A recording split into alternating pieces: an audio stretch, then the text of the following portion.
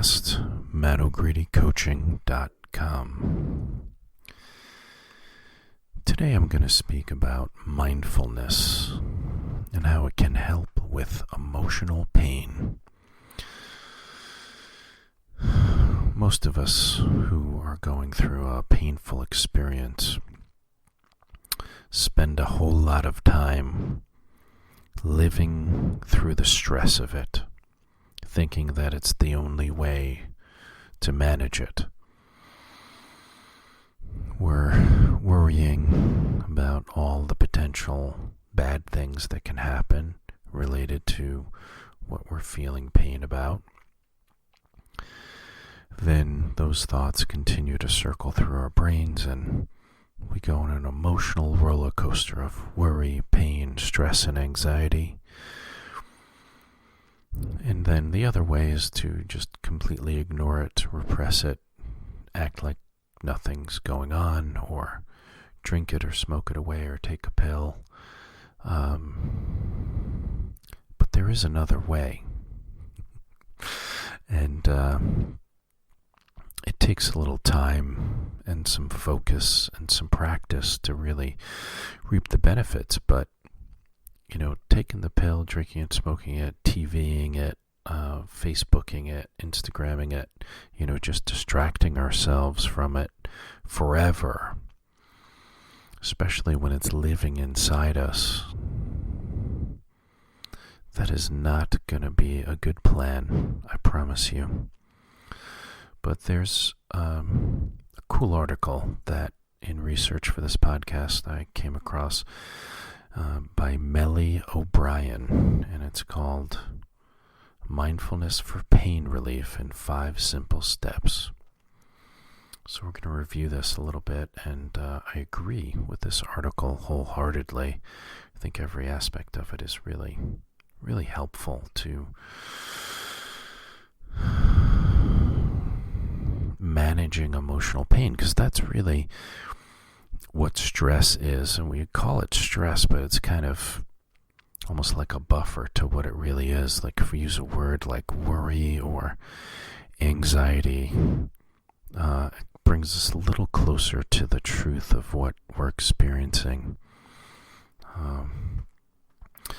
Stress is like saying, I'm dealing with some challenging situations right now, which, can sound like a very kind of PC, mindful thing to say. And I've said it many times myself, but when you peel that back, it's really a distance from the experience that we're actually going through instead of just accepting what's going on. And that's the first piece that we'll talk about here, is how important it is when we're dealing with significant emotional pain or just chronic stress, how important it is to be aware of it enough so that we can accept what we're actually experiencing. Because once we accept it, once we're aware of it, we can work with it. I mean, trust me, I've been there. I promise you. I've been completely overwhelmed, distraught, stressed, depressed, whatever you want to call it. But what I've found throughout the years of exploring all the different ways to manage stress is that it really is quite manageable. However, we have to become good at managing it. And what does that take? Well, it takes some exploration and experimentation and a willingness to study the subject enough so that we know how to manage it better, or to get coached by someone who knows how to manage it in their own lives and then can teach you how to do it. So that first piece of just being aware of it is really important. And as I've worked with my coaching clients and work with this with friends and family and coworkers and all sorts of people, I've realized that people fall into some different categories on how they handle stress. A lot of people don't even know what's going on. Like they're acting semi-psychotic and they have no idea. Like, you ever been in that conversation with someone where they jump to 5 different subjects in like less than 30 seconds? They didn't go anywhere. And they can't remember anything and they're just completely lost. And that's when we've been unaware of the stress and just kind of let it mow us down. But with mindfulness, with the practice of awareness, we can approach it differently. But there does need to be a certain level of just awareness enough to focus on this, and then an acceptance that there's something to be worked with. We don't have to get all crazy about it and identify with it and think bad things about ourselves because we're feeling stress. No, of course not. That's silly. It's just making it worse in most cases, right? So this is really just more about accepting that we all have some level of stress in our lives. I mean, there's very few Dalai Lamas among us. Is that not true? And even the Dalai Lama will tell you sometimes he gets stressed, he gets worried. He loves people that things are happening to, and I'm sure he's had things in his own life he's been sad about. Saints are still human beings. So you can do it too. Mindfulness is for anyone who wants to experience it. It's really the simplest thing. It has a whole lot to do with awareness. So if you don't take time to get quiet and kind of really see what's going on inside you, it can be a tough road to hoe. But I promise you, if you start with awareness, simply, it doesn't have to be an official meditation. You don't even have to close your eyes, although I think for a lot of us it can be helpful. But you just simply stop moving your body, close your eyes if you can, and just begin to watch what's going on inside of you. Begin to notice how your body feels. It's really helpful to get grounded, feeling your body relax, get connected to the body temple. And then you can notice what thoughts you're thinking, what feelings you're experiencing, and literally in just a few moments, you can know so much more about what's going on inside you rather than just letting the monkey brain, the ego, lead your life's journey. And I know you don't have an ego, right? Me neither. And guess what? That's the ego talking. So once you start practicing getting quiet on a regular basis, being mindful of what you're experiencing, and for those of you who may not know, I know mindfulness is really kind of a household term these days, but all it really means is being aware of your life in the present moment as you're experiencing it. So essentially you're just being mindful to your life experience, but it's tough when we're engrossed in it with our phones. And I have an Apple Watch now. It's just another way to be connected. I like it. It's cool, the Apple Watch, but I refuse to wear it all day. I kind of just wear it for a few hours a day. It's like, oh yeah, let me take this off. I don't need to be connected every second of every day to technology. I can just be connected to my awareness. I can be connected to mindfulness. And I find that to be really helpful.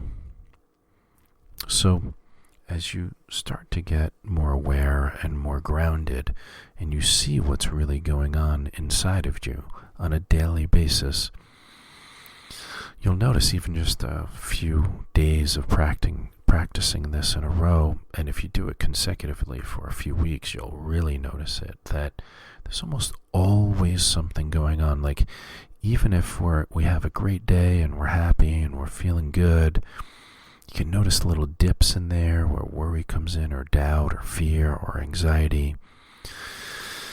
And then you can tell it's just hiding, right? So then you can be mindful of your joy and also notice your stress a little bit and start to begin to let it go, or if you're overwhelmed and just really stressed a lot, or you've got some tough things going on in your life, that's okay too, but just bringing your attention to it with as neutral of an approach. Your focus is just to observe, not to judge or change in the moment. In fact, you don't have to change anything. Mindfulness itself, the energy of becoming the witness to your life, of just relaxed, focused observation, can have a tremendous effect energetically, emotionally on our lives. But you need to practice this to see if what I'm telling you is true for you. So don't take my word for it. Give it a shot. And if you are giving it a shot and you're having any trouble with it, email me. Maybe I can coach you through some stuff. Pro bono, of course. I do a lot of that. metagradycoaching.com. Just reach out. So once you're grounded and mindful, all of a sudden the problems and the stressors don't seem as overwhelming. They don't seem as daunting. And it doesn't mean you can't feel sadness or worry or pain. You can.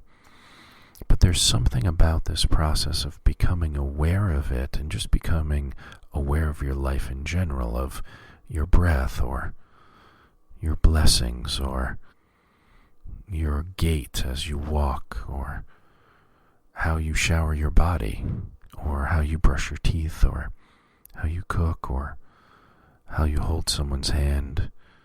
Like, for example, I was walking with my son to the library today, and we were just, having our usual conversation on ninjas, bandits, and God. I'm joking. He's so funny. He loves to talk about spiritual stuff, and he's newly 7. But all we did was just kind of have our regular conversation. We're holding hands, walking to the library, and it was a relatively warm New York January day, and high 40s. We had our hats and gloves and jackets on because we were on like a 20-minute walk, and I was just mindful, not even the whole way, just random moments, random minutes throughout our walk. I was just deeply connected to what a gift it is to have him with me, talking to me about what he's thinking about, and what a blessing it is to just be aware of that, to be in the present moment with it as it's happening, just being mindful of the experience. Mindfulness can also create space for joy to kind of rise up from a well within our hearts. And it's not so connected to achieving something or getting something. It's much more of a being something.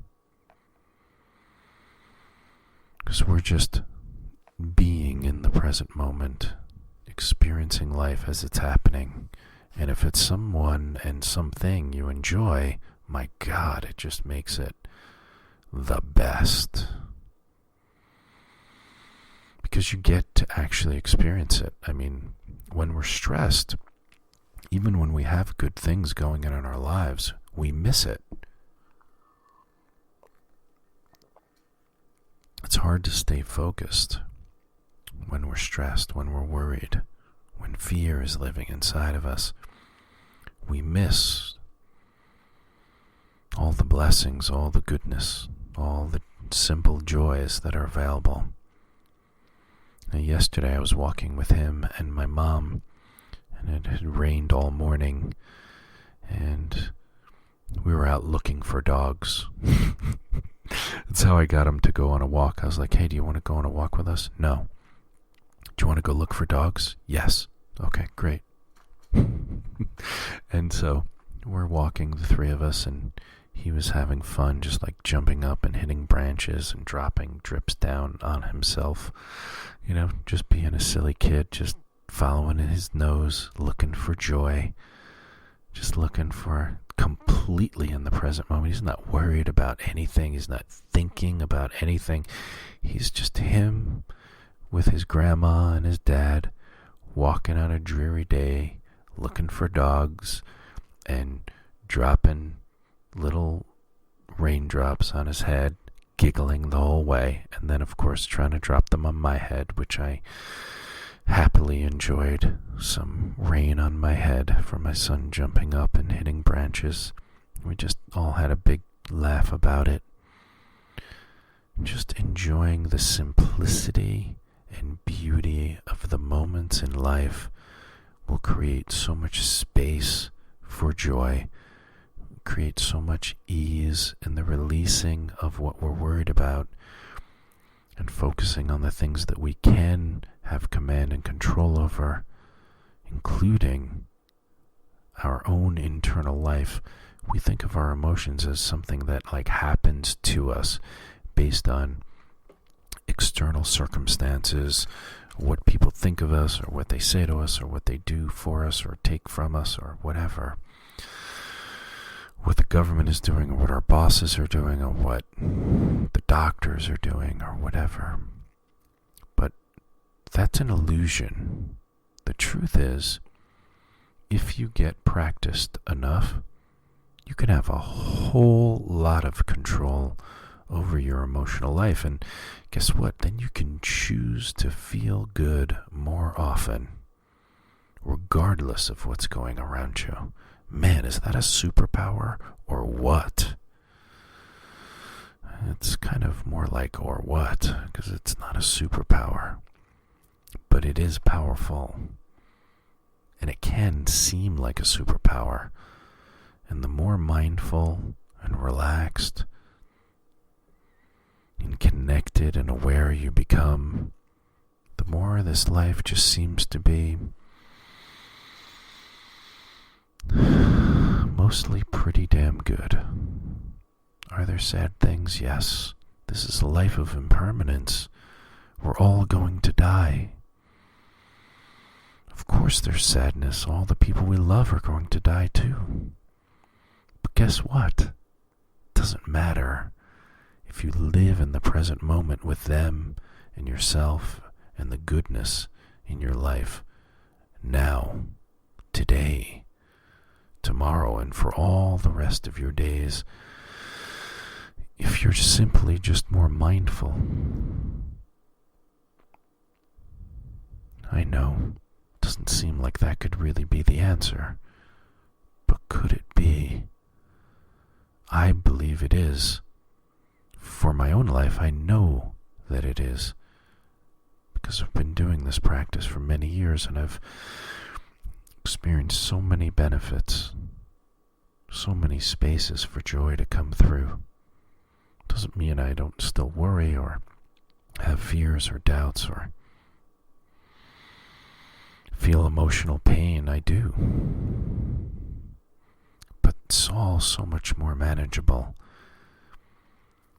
And sometimes I feel pain for moments and I just see it and I'm just aware of it and it just kind of comes and goes. It's like, okay, there's nothing to really land on here, so I'm gonna just keep moving. And then it's gone, just like a cloud in the sky, just moves through. It may look ominous, maybe a scary looking cloud, dark. But so what? Just let it go. Come back to the present moment, come back to raindrops falling on my head from my son jumping up and hitting a branch. It's all good. Can be all good. And I hope you have fun with this. It's really, I find it tremendously helpful and a real joy to experience mindfulness. And there's nothing so crazy, deep, weird, scary about it or mystical. It's really a very simple, plain practice.